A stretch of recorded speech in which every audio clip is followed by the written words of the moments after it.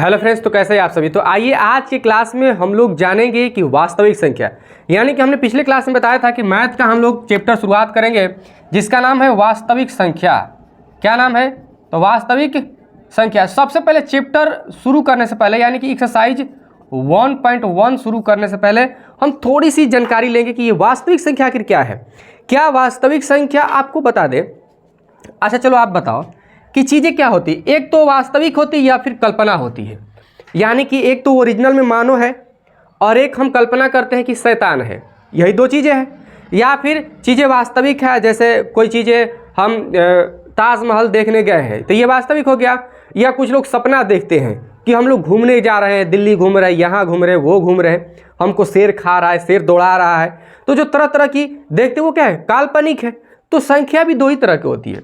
एक तो हो गया वास्तविक, क्या हो गया वास्तविक, और दूसरा काल्पनिक। क्या है? तो काल्पनिक, यानी कि रियल नंबर और इमेजिनरी नंबर, दो नंबर होते हैं हमारे पास, जिसमें से अगर सबसे पहली बात करें वास्तविक, ये तो फिक्स है, इसी के बारे में तो हमें पढ़ना है। लेकिन ये जो शैतान भूत प्रेत है, यानी कि जो हमारी कल्पना है, उसको हमें आगे पढ़ना है, लेकिन थोड़ा सा हम यहाँ पर देखेंगे उसका। ठीक है, अच्छा चलो आप देखो जरा, इसको थोड़ा सा पोस्टमार्टम करते हैं, उसके बाद हम लोग विस्तार से करेंगे। इसमें दो चीज़ें होती है, एक तो परिमेय होता है, क्या होता है, परिमेय संख्या, और दूसरा होता है अपरिमेय संख्या। क्या होता है? अपरिमेय संख्या। और इसमें ऐसा कुछ नहीं होता है, ये हम कल्पना करते हैं। कैसे कल्पना करेंगे अभी आपको दिखाते हैं। सपोज करो कि रूट में 16 है। क्या है? 16। तो हम बचपन से सीखते आ रहे हैं कि रूट के अंदर दो संख्या होती है तो एगो बाहर आ जाती है। तो इसमें से अगर देखो चचों के 16, दो 4 में से एगो 4 बाहर आ गया, ये हमारा परिमेय संख्या है, बाहर आ जाता है। तो ये एक वास्तविक संख्या कहेंगे। इसको क्या कहेंगे? वास्तविक संख्या। 0.0101101111 अगर ऐसे दिख जाए तो ये अपरिमेय, लेकिन है क्या? वास्तविक संख्या। जो भी दिखता हो, रूट 5 वास्तविक संख्या, 6.4 मतलब यह भी क्या है? वास्तविक संख्या है। कुछ और नंबर बोल लो, 2/3, यह भी क्या है? वास्तविक संख्या। आखिर हमारी कल्पना क्या है? अगर हम रूट के अंदर ऐसे लिख दे -16, तो ये पॉसिबल नहीं है। ये एक हमारी कल्पना होगी कि रूट के अंदर हम -16 लिख सकते हैं। अब आइए जरा देखते हैं, इसी से हम यहां पर क्लियर कर लेंगे। अच्छा जरा सोचो कि यहाँ 4 × 4 की तो 16 आ गया, तो यहाँ हम क्या कर सकते हैं?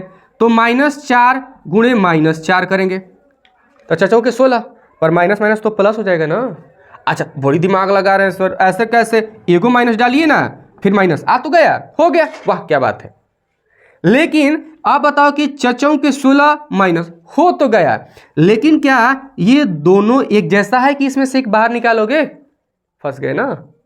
तो यहाँ -4 और यहाँ +4, अब तो 4 बाहर आ ही नहीं सकता। क्यों? क्योंकि यहाँ दोनों प्लस में था तब ना बाहर आया। यहाँ कैसे लेके आओगे? तो यहाँ तो बाहर अब नहीं निकलेगा, पड़ गया फेरा में ना। तो यही एक हमारी क्या होती है? कल्पना होती है। तो इसके लिए एक वर्ड आता है आयोटा। क्या आता है? इसे आई से सूचित करते हैं। किससे सूचित करते हैं? आई से। किसको भैया? तो रूट में -1 को, यानी कि इमेजिनरी नंबर बराबर क्या होता है? √√-1। अब यह हमारा काम आसान हो जाएगा। जरा देखो, रूट में -16 है तो हम क्या लिख सकते हैं? रूट में -1 × रूट में 16।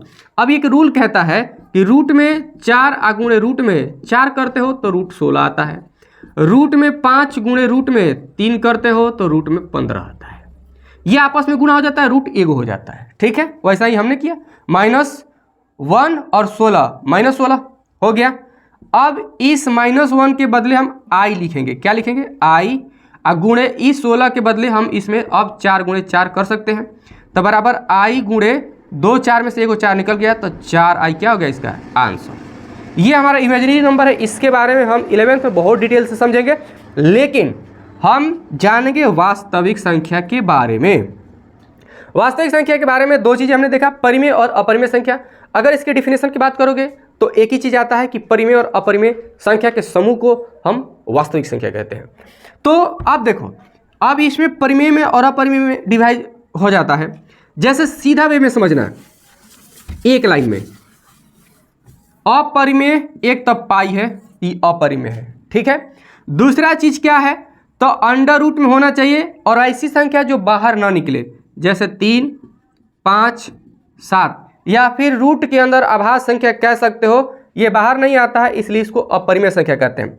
या फिर ऐसा नंबर जैसे 1 0 1 1 0 1 1 1 0, ये हो क्या रहा है, ना ही रिपीट कर रहा है और ना ही सीधा वे में चल रहा है, ये कोई ना कोई संख्या हर बार आ जा रहा है, ये खत्म ही नहीं हो रहा है, ये खत्म नहीं होगा, डॉट डॉट का मतलब ये खत्म नहीं होगा, अनंत तक चलता रहेगा, पर रिपीट भी नहीं कर रहा है, तो हम इसको अपरिमेय कहेंगे। इतने ही संख्या को सिर्फ अपरिमेय कहते हैं, बाकी सारा संख्या क्या हो जाएगा, परिमेय। जैसे मान के चलो रूट में 4 परिमेय, रूट में 25 परिमेय, 16 परिमेय, 7/2 परिमेय, 3/4 परिमेय, और रूट में 50 बटा में आप लिख सकते हो इसको 16 लिख ले और 8 लिख लो, तो ये भी परिमेय। देखो 25 दूनी 50, 4 दूनी 8, 25 बटा में 4, तो ये हो गया 5 बटा में 2, निकल तो गया ना, 50 नहीं निकल रहा था, 8 नहीं निकल रहा था, वो लाइट कट गया,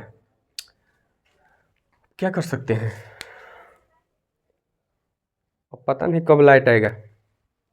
चलिए, तो आज की क्लास अगर आता है तो ठीक है, 5 मिनट देख लेते हैं, अगर नहीं आएगा तो इससे कल बताएंगे, है ना। हमने आज 2 चीज़ सीखा, इमेजिनरी नंबर और रियल नंबर, दोनों को आप थोड़ा सा देख लीजिएगा, रिवीजन कर लीजिएगा।